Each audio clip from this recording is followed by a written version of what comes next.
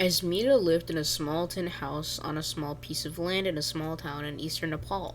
5 people lived in the small house: father, mother, grandmother, Asmita, and Asmita's little brother. Many families grow their own food on the land around their houses in Nepal.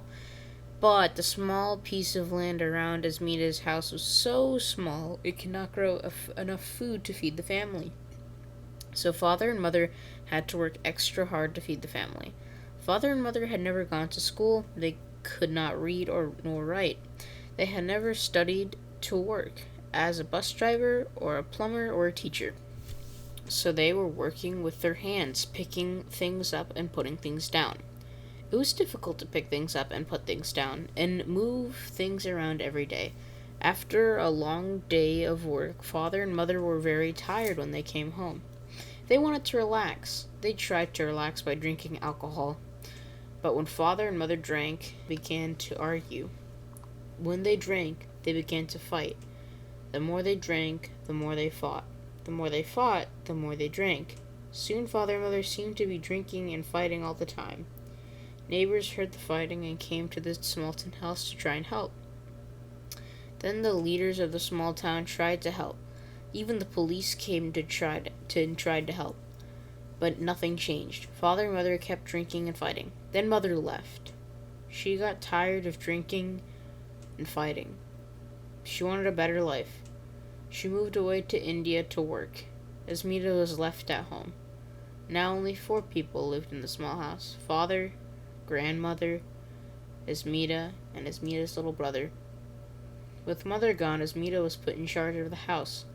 She cooked the meals and cleaned up. It was hard to work and pick things up, put things down, and move things around all day.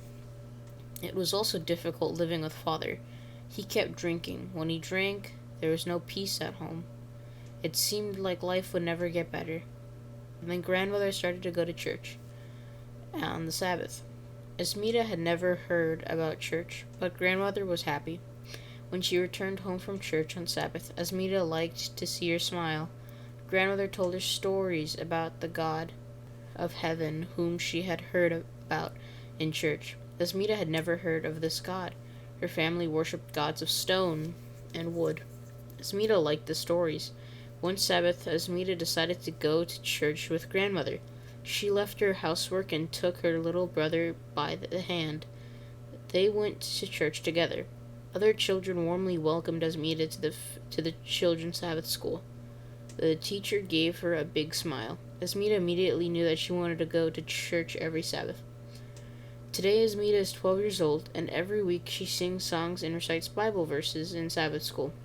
She is so happy. Life has become so much better with God. Every Sabbath, Asmita asks Father to come to church too, and she's praying that he will agree. I think that if Father comes to church, he will stop drinking, and we will have peace at home, she said.